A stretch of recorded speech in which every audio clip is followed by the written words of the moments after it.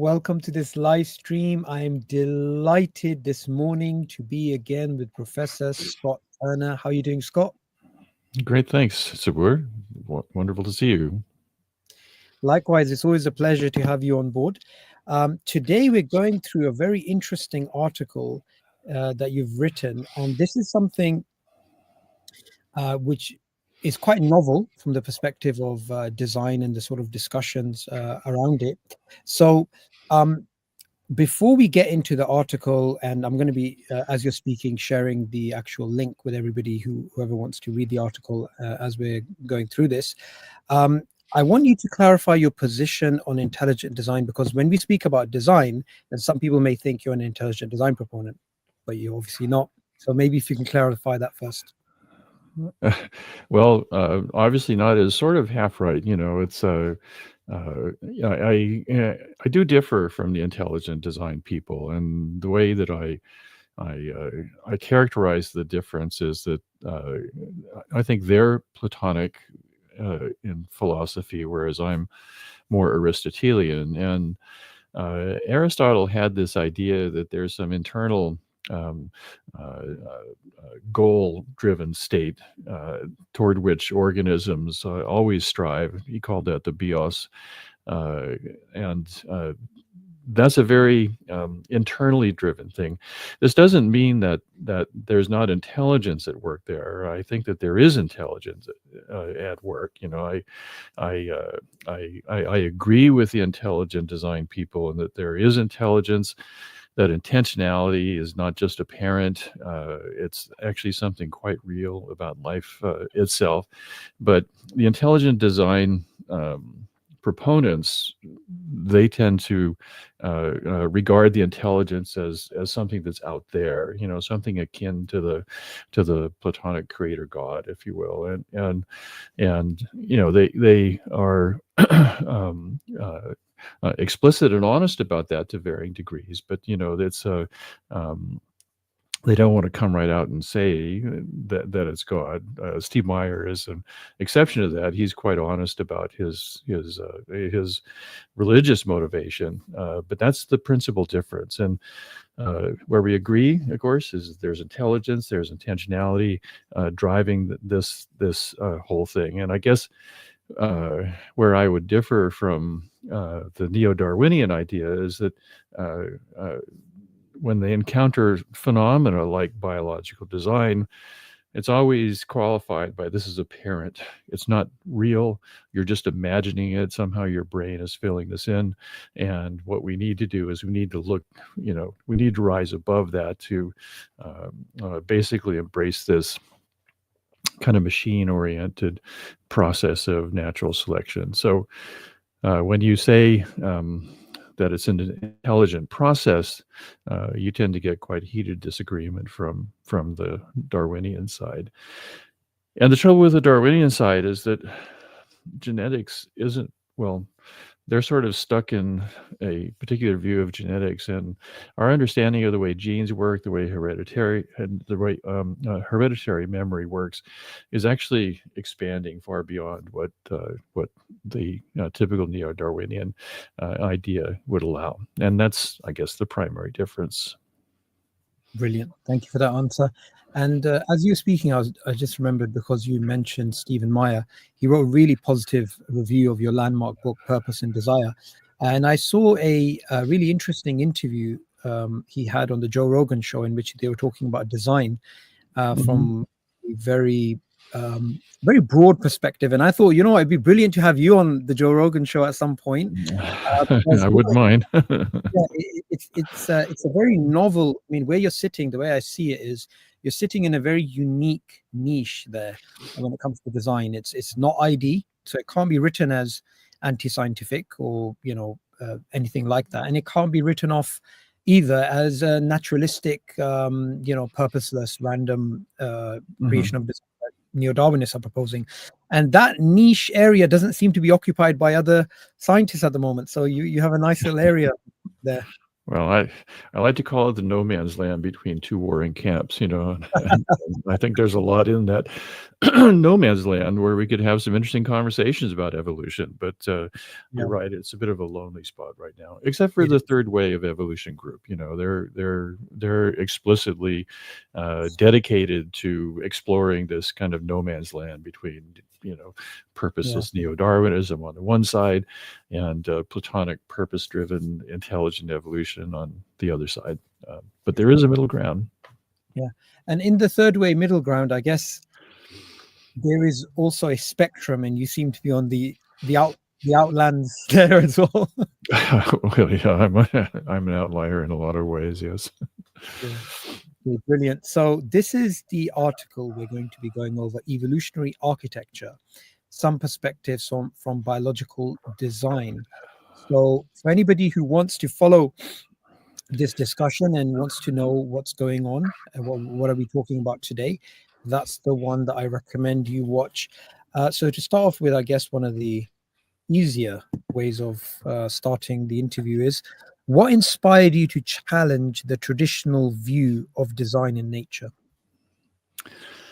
Um, I I I, I think part of it comes from, well, let me just back up and I say I think the ground was prepared for me to go into where I'm to where I'm thinking about this by I take a very physical, in terms of physics, approach to biological function, and so there's uh,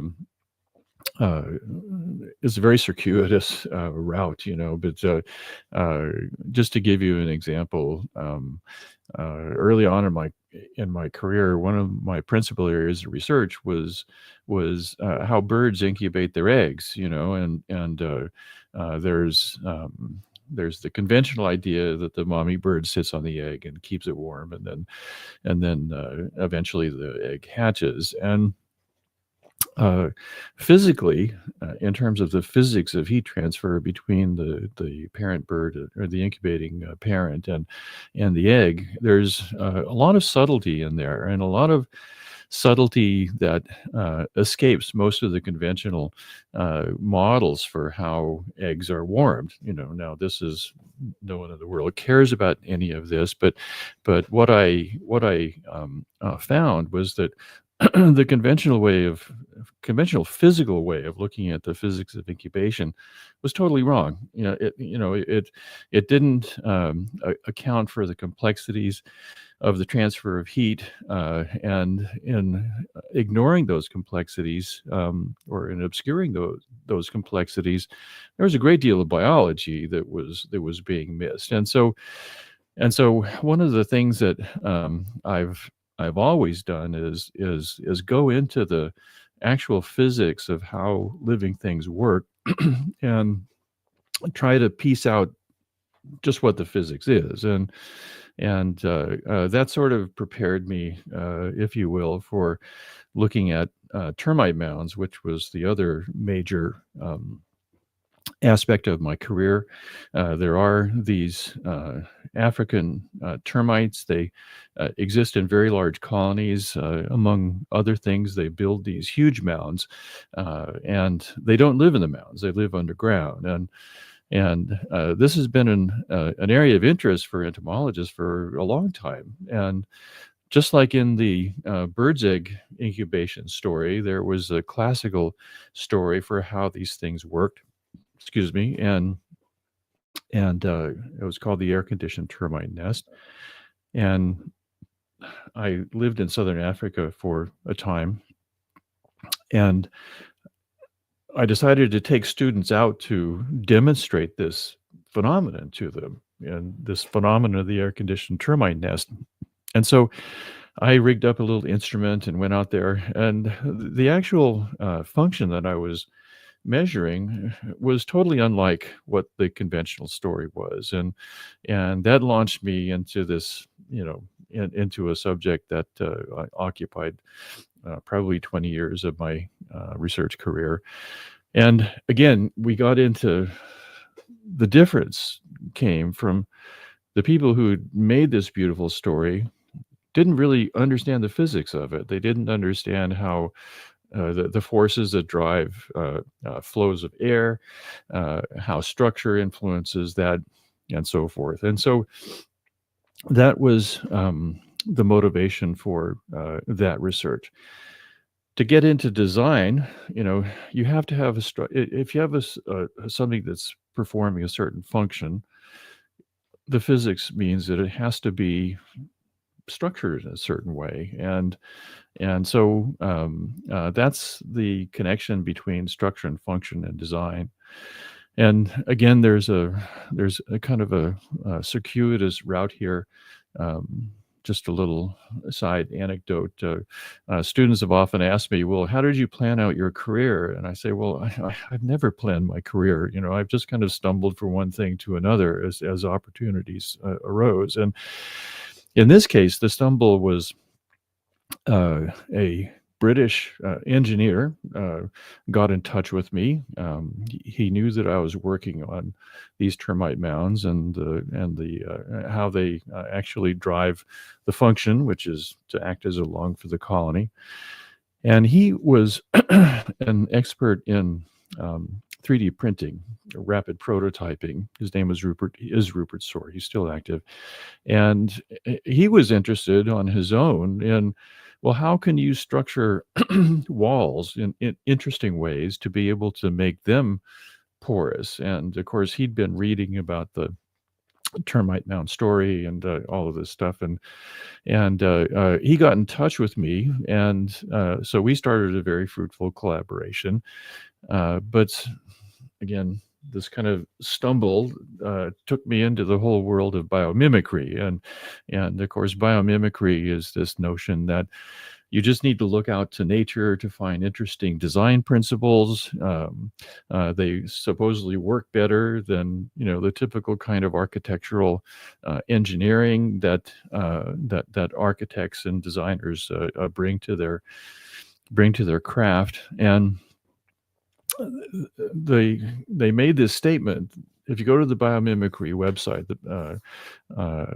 they make the statement that nature is a superior source of well-designed things that we can imitate and build better buildings and better functions, because nature has had 4.5 billion years of natural selection to perfect everything. And that's a very jarring statement to someone who's interested in evolution. And so that got me thinking, fairly carefully about just how is it that living things come to function well? The function always takes place in the context of a structure that does it. Just like if you have an automobile that goes from point A to point B, you have to have engines that are structured in a certain way, and wheels and axles and whatnot to actually get them there. So there has to be some kind of connection between structure and function. And the conventional idea was that, well, natural selection just perfects it over years and years and years and eons and whatnot. And that wasn't what I was seeing. That wasn't what I was seeing, how this structure of termite mounds emerges to produce this marvelous function. And so there was a disconnect there for me. And that's kind of what got me into, a bit of skepticism about the conventional Darwinian idea of design. Brilliant. Thank you for that answer. And can you explain how Claude Bernard's theory of homeostasis differs from the principles of natural selection in the context of design? Sure. Just to fill in for your listeners, Claude Bernard was a French physiologist. He was a contemporary of Charles Darwin. He was not an evolutionist, but he was a very brilliant physiologist. And physiology, of course, is how living things work, how they function. And he's considered the father of modern physiology, for example. And he's described that way because he was one of the first physiologists to actually bring sound physical and chemical principles to understanding biological function. And but he came to this again through one of these circuitous pathways. For most of the 18th century and early 19th century, physiology and life and medical types of thinking, which included physiology, was very strongly influenced by a kind of vitalist thinking about how life works. And in particular, the notion was that if there was a function, there had to be some kind of vital essence that made that function work, right? And so, if you follow, physiological thinking from Hippocrates to through the 18th century, it's permeated by this idea of vital fluids or vital essences or things like this, and that prevailed in medical types of approaches, literally for millennia. And that got to the point eventually at the end of the 18th century and beginning of the 19th century, where every time a physiologist had a function he wanted to explain, he invented a vital fluid to be able to explain it, and this, of course, became untenable. And this provoked a quite remarkable reaction from certain French physiologists. Now, keep in mind, this was about the time the French Revolution was underway, and all the kind of radical challenges to conventional ways of thinking. And one of the prominent French thinkers at that time was a man named Francois Magendie, and he was a radical materialist. He said, "Oh, all this vital fluid stuff, that's nonsense. We can't be doing this." And he was also quite a strident atheist, and a militant atheist. We know the type because we see some of them now. And that didn't obscure the fact that Magendie was actually a brilliant scientist. He was charismatic. He was well known to the public, and so forth. And among other people he appealed to was Claude Bernard as a student. Now, Claude Bernard came from a more conservative background than Magendie did, and so there was an interesting tension between this kind of militant materialism of Magendie and Claude Bernard's own upbringing, which was more traditional, more conservative, and his work actually melded brilliantly this notion that, well, you have to ground life, the understanding of life, in the physical and chemical world. That's there, but somehow there's something quite remarkable about life itself. And so in Bernard's work, he formulated this idea of homeostasis, and he didn't call it that. What he did was he wrote books and whatnot, and when modern students are introduced to Claude Bernard, it's through the very famous aphorism of his, namely that the constancy of the internal environment is a condition for the free and independent life. And the phrasing is very important here, because what it's saying is that the constancy is the precondition for life, right? Today, where we are, pretty materialist ourselves in outlook, that's about the only thing you know about Claude Bernard. And it's often misconstrued as saying that, well, homeostasis is this kind of machine that produces a constant internal environment, right? And that's not the way Claude Bernard phrased it. He set that up as homeostasis, this constancy of the internal environment being the precondition for life. That is, to be the fundamental principle of life that distinguishes it from non-life. And our understanding of that today actually turns that on its head. It says that, well, the mechanism for whatever produces homeostasis. That is, it's an outcome of a mechanism. Whereas Bernard's idea, and it's hard to get your mind around this, is that what he's really saying is that the mechanism is the outcome of this fundamental principle. And so understanding that is one of the things that kind of, again, set me, excuse me, on a path to actually going from being a fairly, strong materialist myself to to being more, excuse me, to being more of a vitalist. That life is unique. It has certain unique properties, and what makes it unique is this phenomenon of homeostasis, this fundamental principle that distinguishes the chemical and physical systems that are life from every other chemical and physical system in the universe. Yeah, thank you for that answer. And just to clarify, vitalism with a small v. I think that's important. Well, yeah. Thanks for that. There's, the way we often phrase it is you have big V vitalism, which is spirits and vital essences and all these other kinds of things, and all the whole edifice of classical physiology that built up from that, versus small V vitalism, which is simply the assertion that, well, life is something unique. It's not strictly a physical and chemical system. There's something special about it, and that's what we call small v vitalism. Absolutely. And just a small tangent, but related point.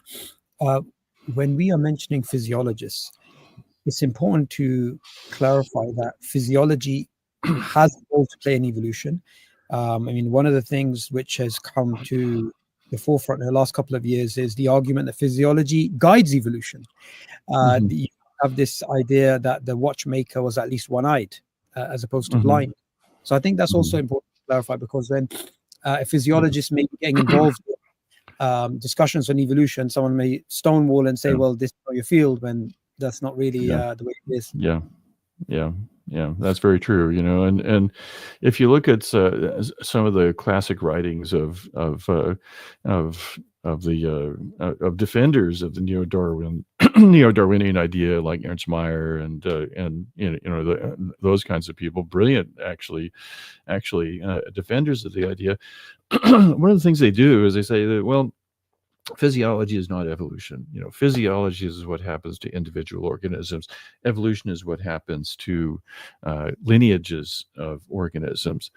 But I'm not sure you can credibly make that division. If you I just don't think you can credibly make the division. Yeah. Brilliant.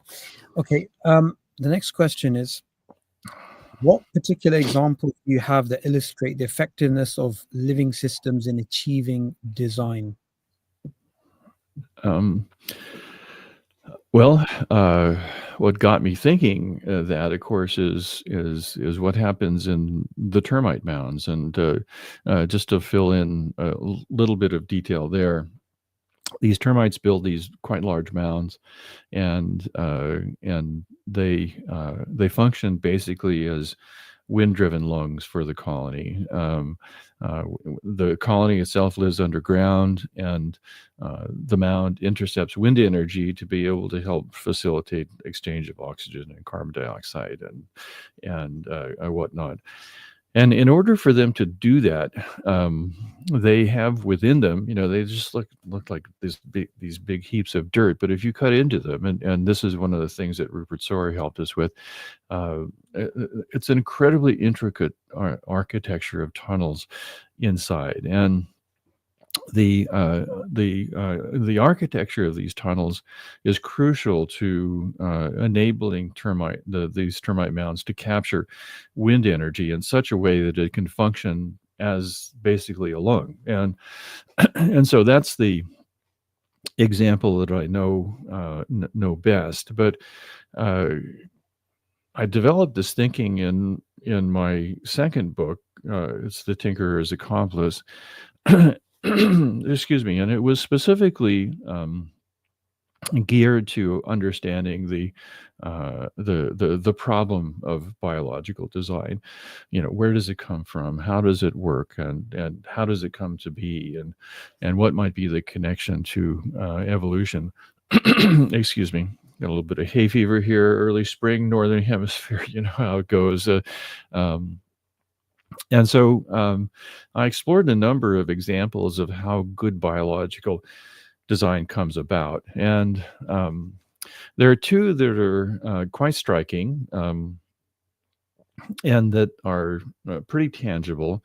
One is related to the architecture of the skeletal system. How does it come to be? And the other is related to the structure of vascular networks, blood vessels, arteries, and veins, and whatnot.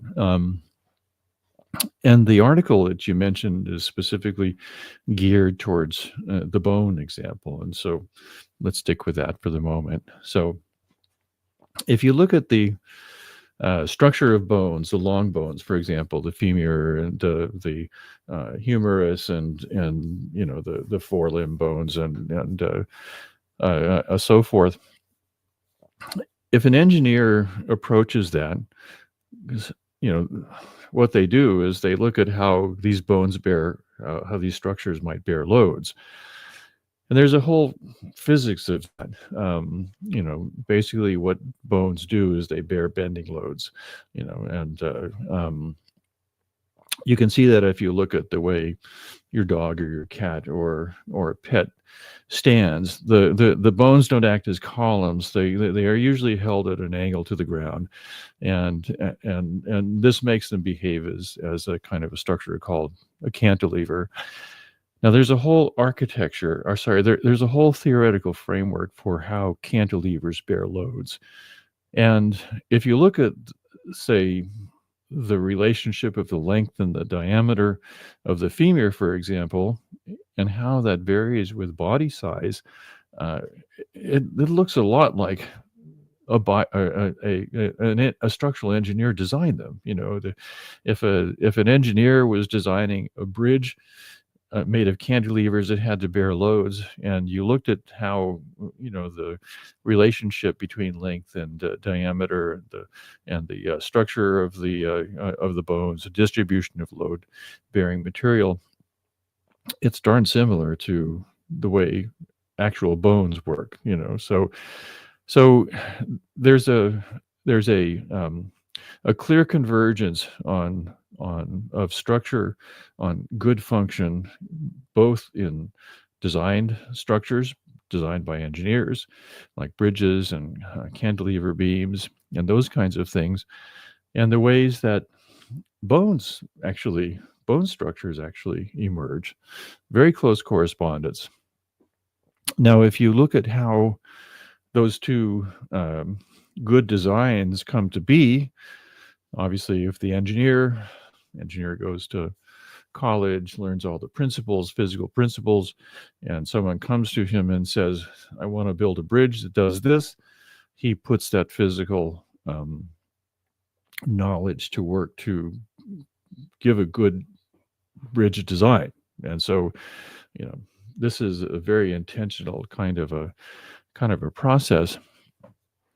If you look at how bones do it, there's a very interesting homeostatic angle to this. If you look at how bones are structured, unlike a bridge, which you take a iron and steel and you put it up and it sits there and holds loads, bones are a very dynamic structure. There are two sets of cells that predominate in there. One tends to break down bone. They're called osteoclasts. What they do is they help move basically calcium and phosphate from bones into the bloodstream, where it can be used for other things.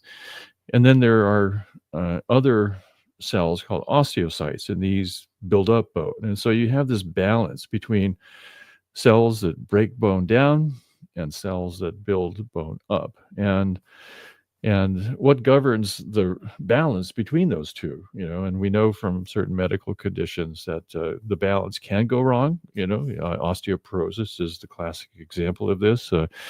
Older women, and to some extent men, they tend to get weaker bones, so you get a departure from design there.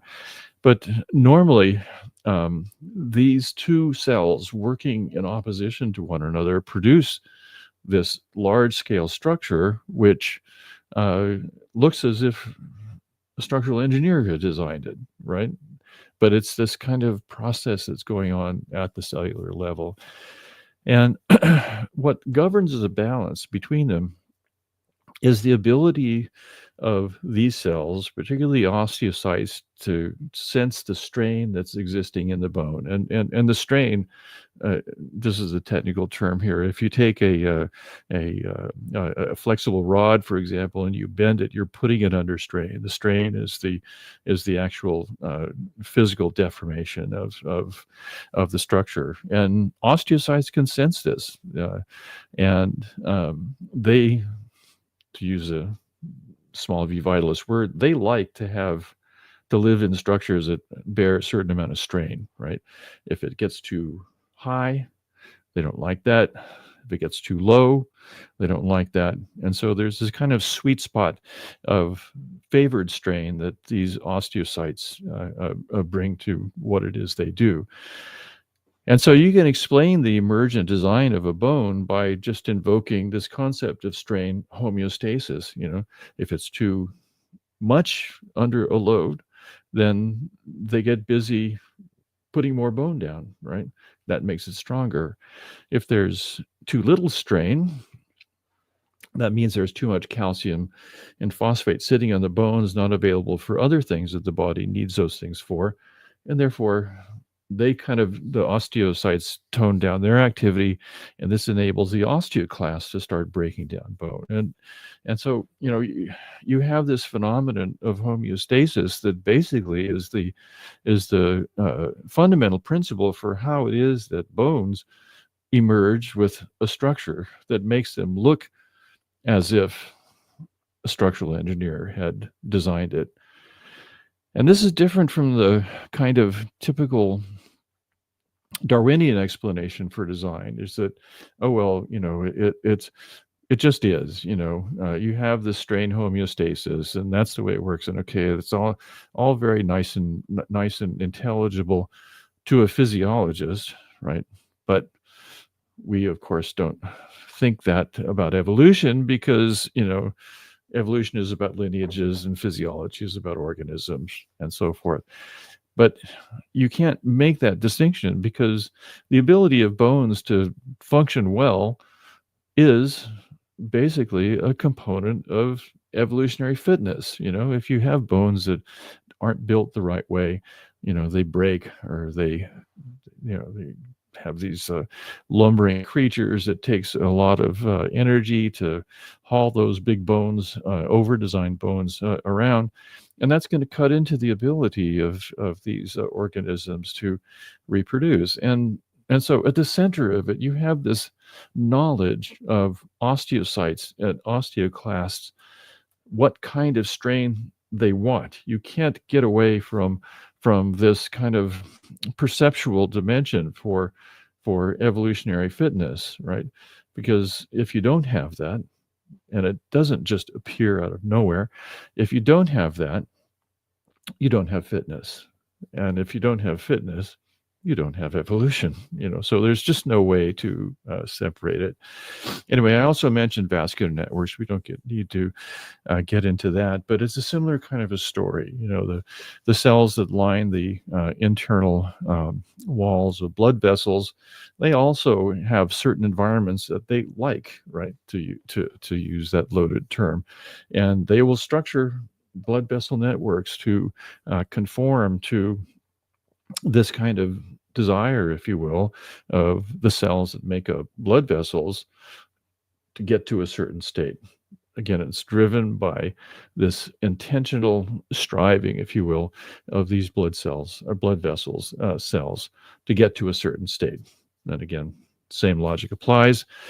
If you don't have a well-designed blood vessel network, you don't have a fit creature. And if you don't have that, you don't have evolution, right? And so those are the two examples from the Tinkerer's Accomplice that stand out. But there's a whole lot of other things as well. So once you see this notion of living things, structures, and function being driven by what is at root a desire of a group of cells to be able to attain a certain state. Once you see that, you can't unsee it. You see it everywhere, So I look at some cedar trees outside my office window, for example. Trees do the same thing. They are structured according to a certain set of design principles.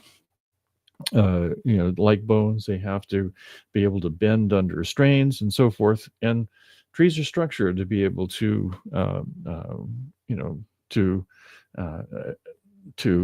build their trunks and their branches in a certain way that enables them to do that. And again, we're getting into some rather, how shall I say, challenging ideas. Do blood cells, blood vessel cells, osteocytes, the structures of the cambium of trees, do they know what kind of environment they're in and how to change it? And yeah, they kind of do, and that's why you can't, just treat these things as simple machines. And of course, if you can't treat them as simple machines, then that just undercuts the foundational idea of Darwinism, is that you don't need intelligence to be able to explain evolution. But actually, you kind of do. Yeah, absolutely. And I love the way you put that. And it kind of reminds me of Conrad Waddington's work on fruit flies, where clearly we have an environmental influence which gets epigenetically activated, we could say, and then it's within about 14 generations it's assimilated. You have genetic assimilation, and one of the things that we get from Skinner's work is that you can't actually tell what is epigenetic, what is genetic, because there's so much assimilation going on. So to try and just separate out the organism, as you said, from the actual its fitness from what's happening outside is a fruitless. Yeah, and of course Waddington was on top of this. Barbara McClintock was as well, and of course we know the kind of pushback that she got from it. Same thing with Waddington, and the same thing's going on today. I mean, when you point out this notion that as we come to understand more and more about genes and how sequences of nucleotides translate into function, McClintock's, characterization of the genome as an organ of the cell, for example, just underscores the fact that you cannot ignore physiology when you're talking about function or evolution. And Jim Shapiro has been one of the proponents of that, and of course, I think he's published a recent article. Okay, there you are. And book. yeah. And I look at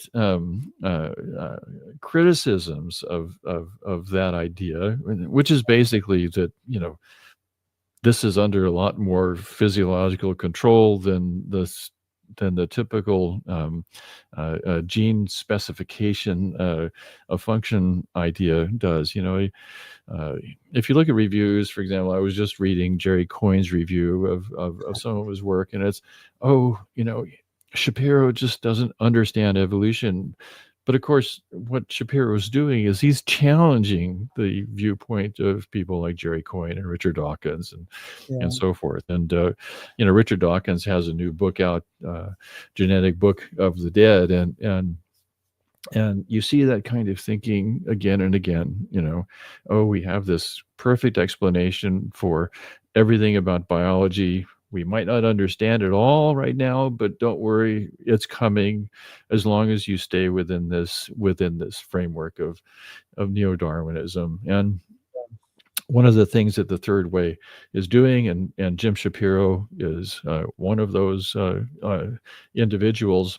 It's clear that you have this kind of bubble, if you will, of neo-Darwinism, and they say, well, where's your evidence? And, well, here's all the evidence over here, but they don't admit the evidence, right? They say, well, we don't need to pay attention to the evidence because we already have this perfect explanation. We don't need to go anywhere else. Yeah. And that's Yeah. not a very constructive way of approaching this fundamental problem in biology. It's not. And you've made some really interesting points here. Just to clarify for the audience, what is the difference? So not the difference. What is the addition that James Shapiro's work on natural genetic engineering did on the work, building on the work of Barbara McClintock? Because I think for some people, obviously they're connected. She's his mentor. But how did he develop those ideas? Well, as I understand it, and there's a lot of history in here, and a lot of complex genetics, but Barbara McClintock's real innovation was to show quite starkly that the genome is not just these beads of genes on a string, or beads on a string, and that the genome was actually pretty dynamic. You had little bits of DNA that would move from one chromosome to another, or to another location within the chromosome. And these were, of course, McClintock's transposons, or transposable elements. And what she found, of course, was that depending upon where in the chromosome this little snippet of DNA was, you get remarkably different patterns of gene expression from the same nucleotide sequence, right? And so it wasn't a simple thing of you have the nucleotide sequence that translates into a protein, and that's it. That's what you have, and then natural selection does the rest. What was going on there was, of course, that these transposable elements introduced not just a sentence, which is how it's been characterized, but also syntax, translation, interpretation, depending upon context, and so forth.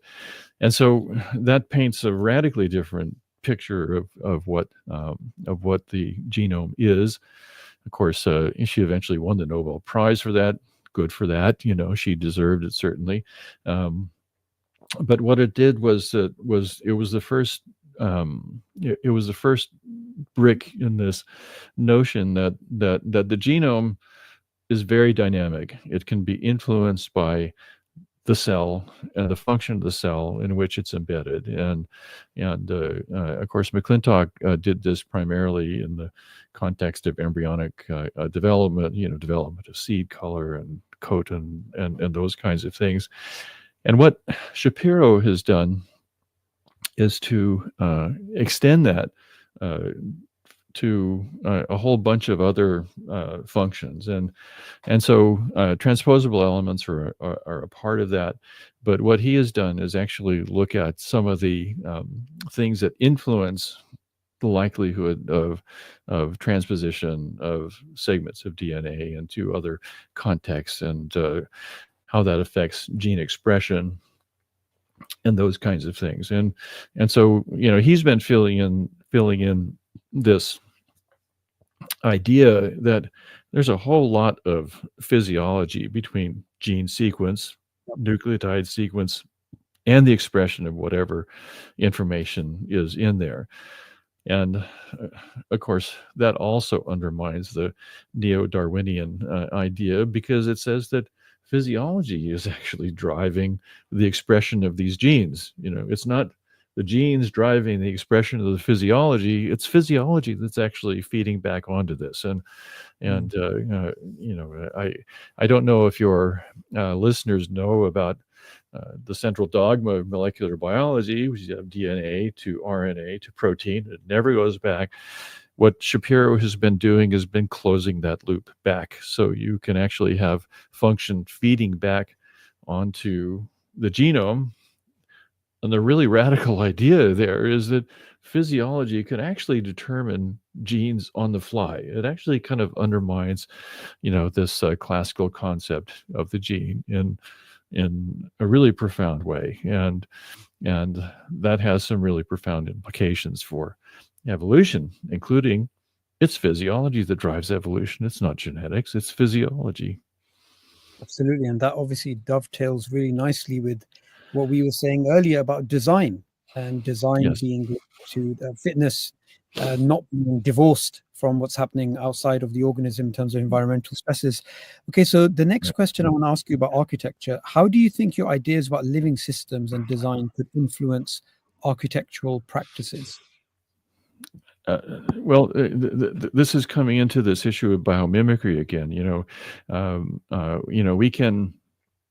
We can look to nature for interesting designs, and if we can incorporate them into our buildings or our processes or what have you, then maybe we'll have better buildings. And interestingly enough, the classic example of that actually came from well, I guess the foundational person in that was a man named Mick Pierce. He's an architect from Zimbabwe, and he got this whole thing started by getting an assignment to build a shopping center in Harare that didn't have the expensive air conditioning plants and things like that most other buildings did. Now, this is a subtropical environment here. It gets quite hot in the summers and whatnot. But he was his kind of architectural philosophy, if you will, was that, well, let's look at how living things in this environment solve their problem, and of course he focused right in on termite mounds because they're also prominent there. So he tried to incorporate some of the physical principles as he understood them into this building that he designed called the Eastgate Center, and he portrayed this as biomimetic architecture, and it was actually more bio-inspired architecture because he didn't really, well, he was relying on an erroneous model of how termite mounds worked, right? Nevertheless, he ended up getting a pretty good design that incorporated some of the principles of design of mound function that we had been discovering. So this was the start of all this. Now, if you look at how architects approach this issue of biological design, you have the biomimicry idea, which is you have these designs out there and they've been perfected by natural selection. And therefore, if we just build a structure that mimics that, then we'll have the same function, right? And that's okay. Sometimes it goes to extremes.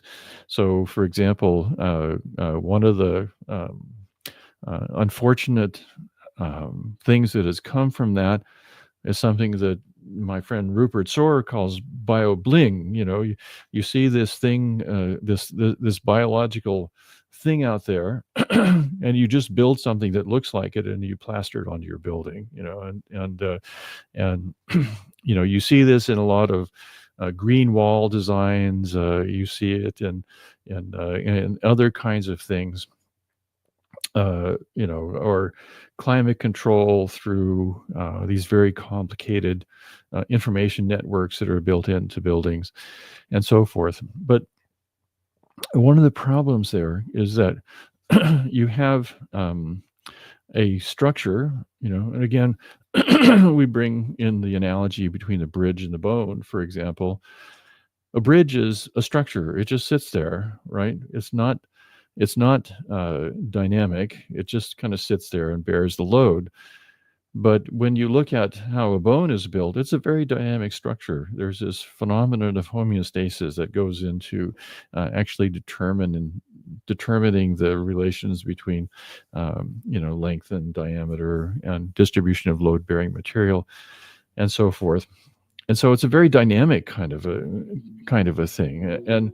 And biomimicry has tended to go to the structural thing. As long as you build a structure that looks like is something out there that is well designed, you're done. But actually, the big challenge there is, how do you build a building that mimics the dynamic, the dynamics of function in living systems? Then you'll have a true biomimicry. But otherwise, you're going to have a lot of biobling, and there's some interesting marketing issues and things like that go into that. But that's the principal issue in architecture. And that article that you showed at the beginning was basically making that point. If you want to have a true biomimetic, if you want to have true biomimicry, you have to somehow build these principles of living well-designed systems into your buildings and other things, and some do it well enough. There's limitations, and of course how you can actually build a building. Do you fill it full of little robots like in a termite mound that go around and restructure things continuously? Can you mimic that somehow? And that's one of the big challenges in biomimetic architecture today. So Brilliant. Thank you for that answer. I really like the term bling. I think that's the right. way of describing it. Yes. Okay. What implications do your findings have for the broader scientific community's understanding of evolution and design? We've sort of covered that. Yeah. Do you have another pass at it, or should I go to the next question? I think the most important thing is to erase the distinction between physiology and evolution that has prevailed for since the 1920s, basically. And the only reason, for example, you draw this distinction between genome and or genotype and phenotype is because you have to have that distinction in order to make neo-Darwinism work, right? But there's really no distinction between them. It's all physiology, is what I keep saying, and I think that's the most important thing to realize about where evolution is going, where it's been, and why the neo-Darwinian idea has sort of run out of steam. Yeah. And we still have these very popular narratives about the genome being sealed from the outside world, replicated vehicle distinctions, and the Wiseman barrier. Funnily enough, I was watching an interview of Noble speaking about one of his papers was actually challenged by a reviewer who said the Wiseman barrier is still intact. So this is recent stuff. It's amazing. So much. Again, if you look at the history of this, and purpose and desire actually goes into the Weissman barrier quite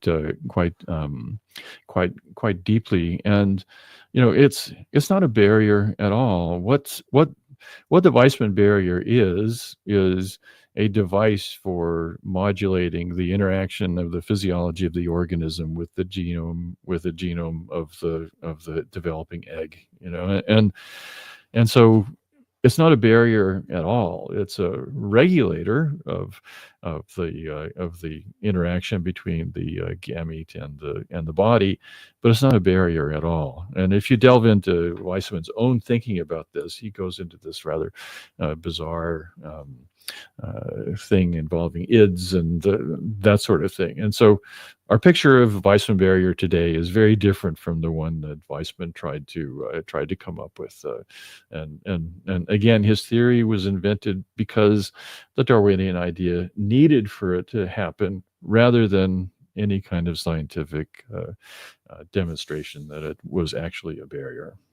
Yeah, and I think it's pretty clear from looking at Darwin's own writing that he would never have uh, supported Wiseman's barrier thesis. In fact, that came about a year after his death. And Yeah, also, we have his theory of gemmules, which yeah, completely it's a Lamarckian idea. So, yeah, if any, absolutely, yeah, there's no way he would have supported that barrier. yeah, yeah, yeah.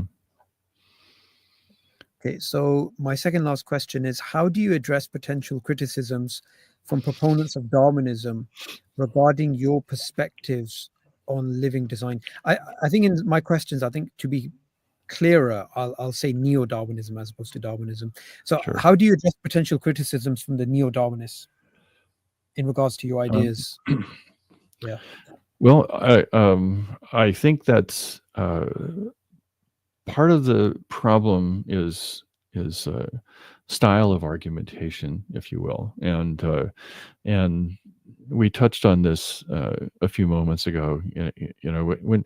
When when you're discussing this with a dyed-in-the-wool Darwinist, you know, the person will say, "Well, okay, you're making an extraordinary claim, and that requires extraordinary evidence. And where's your evidence?" And the response that I have to that is that, well, the evidence is out there. And Dennis Noble is one of those. I like to think of myself as being another proponent of that. But Noble and I have, I think it's fair to say that we're both small v vitalists. We think that that you have to account for what makes life unique if you're going to understand not only how it works but how it evolves. And so it's out there. It's coming from multiple dimensions. Dennis Noble has come to it from medical physiology. I've come to the same conclusion through a quite different pathway, also physiologically inclined, but from ecology and social insects and that sort of thing. And we see the same thing in another one of the challenges to neo-Darwinism that's come up lately, which is niche construction theory. And these three lines of evidence have converged on kind of the same point, right? And so there's a remarkable amount of evidence out there to challenge the neo-Darwinian idea, but they don't recognize that. Well, neo-Darwinists don't recognize that because that's physiology. That's not evolution, So you have this kind of intellectual bubble that Yeah. neo-Darwinism sits in, and despite the fact that there's an extraordinary body of evidence that's building up out there, it's not admissible because Yeah. it's not Darwinian, right? And this is I guess I'd say it's a frustrating style of Yeah. argument because I take nothing away from the intellectual value of the Darwinian idea. It's a profoundly important idea, but it's a closed idea at this point. Yeah. Absolutely. And that kind of gatekeeping doesn't really help the public when it's trying to understand what's going on. I've noticed that when it comes to critics of neo-Darwinism, they will still say things to the effect of, we're not denying that there's randomness. We're not denying that selection works in the way that is described. We are denying that that's the major cause of evolution, and we're also denying. We're also proposing that randomness is harnessed by the organism, like we have with somatic hypermutation in the immune system cells and so on and so forth. So it's like we're building on the idea rather than just knocking down and just saying it's all impossible. But I think there's a lot of straw mans made. The last question to you is, what future research do you see as necessary to further explore the relationship between homeostasis and design in nature?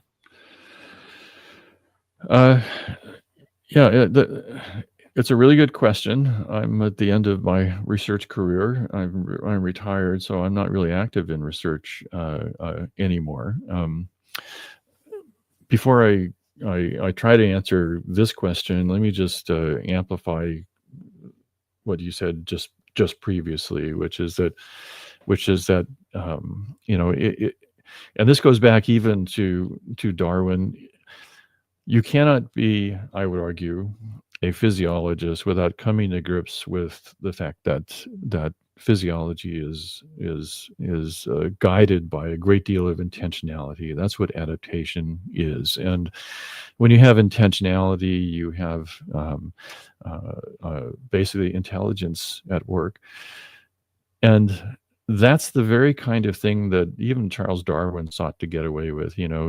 Both he and Wallace sought to come up with a mechanistic model for evolution that got us away from bringing in these concepts of intentionality and so forth. And coming to this from my perspective as a physiology, you can't escape intentionality. You can't escape intelligence. And that basically undermines the entire Darwinian idea. And this is why I have told people many times, I was an ardent Darwinist for many years, but then I finally just couldn't support it anymore because, you have this fundamental conflict, if you will, between different views of what life is. Now, coming to your question about what kinds of experiments can be done, I'm sure that there are tons of them.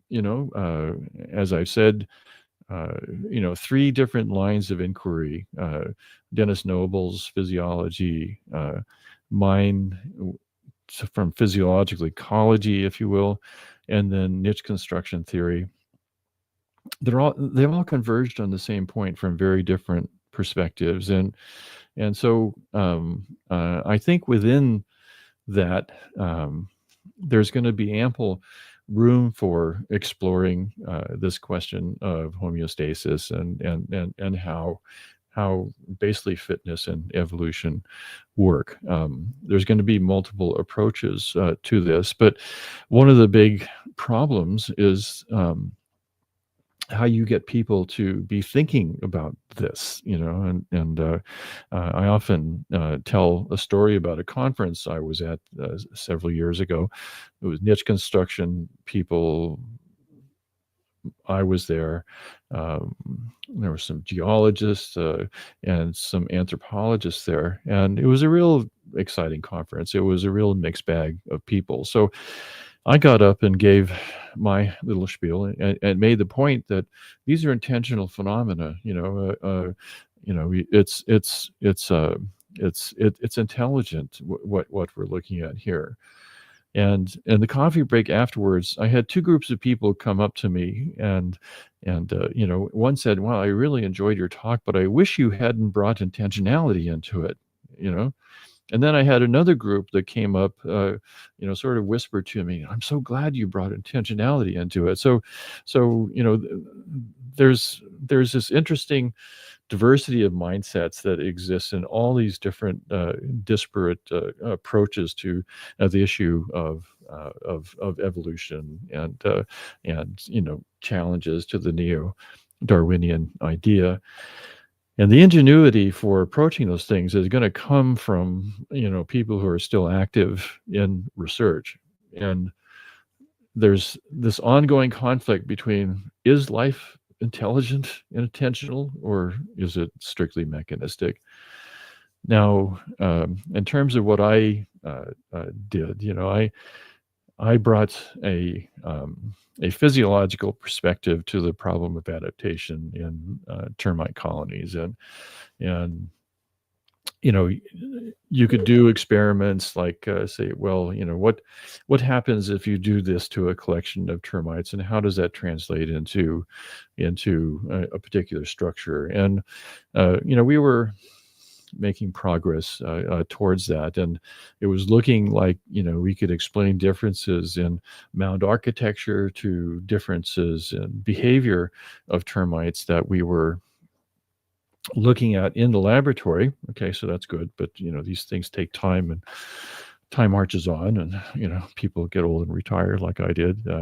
But there were some promising things in there. But one of the things that I ran into, we were working with another group of researchers who were interested in modeling swarms of robots after what termites did, right? And this is an engineering problem. These people came into it with an engineering mindset, absolutely brilliant people, interesting perspective and so forth, but very mechanistic, and did not admit intentionality to their thinking. And every experiment that they did, which is brilliantly designed, didn't seem to work out, and meanwhile I'm sitting there, looking at termites through microscopes, and seeing how they behaved and whatnot, how they interacted with one another. And one of the things that I saw was that, well, termites kind of have minds of their own. They're very simple minds, but they still have minds of their own. They don't always respond in predictable ways. They're not all the same. You had termites who were, well, you had different termite personalities, to put that in quotes, obviously, and these personalities could change, and that influenced the behavior of the entire swarm, and yet somehow out of this intelligible structures emerged, and so I think that the future of this, I think the ingenuity of experiments will come from people whose minds are open to the idea that life is special, that life is marked by intentionality, that life is, in a sense, intelligent, and it's not just chemistry, physics, or machines. Yeah. Brilliant answer there. I asked you my last question, but while you were speaking, I had another question. Okay. I wanted to make it my final one. So we want people to be open-minded. We want people to challenge the status quo. Do you think fundamentally, if we accept, say, what Sidney Brenner's saying about the level of abstraction should be the cell as opposed to the genome, do you think that could be a catalyst to a whole directional change in terms of where research is going with these ideas? I think so, because if you look at the phenomenon of adaptation, which to me is the fundamental issue connecting fitness to evolution. For example, adaptation is a phenomenon that occurs at interfaces and between environments that are encapsulated, if you will, and environments that are outside. And the cell is probably the fundamental interface like that. And these interfaces, they need to be able to do certain things. They need to be able to sense the external environment, right? What it is, get some sense of it, what it is, and also some sense of how it might depart from what the cell wants, if you will. There has to be a way for that information to be able to restructure what's going on inside the barrier, for example. And there has to be some means of translating that into action that's done on the environment outside. So this interface is very important to the, well, it's fundamental to the notion of this intentionality, this intentional process of evolution. And the cell is the fundamental one. There are lots of other barriers that can be built up. So coalitions of cells can form into sheets of epithelia and so on and so forth, up to functioning organisms.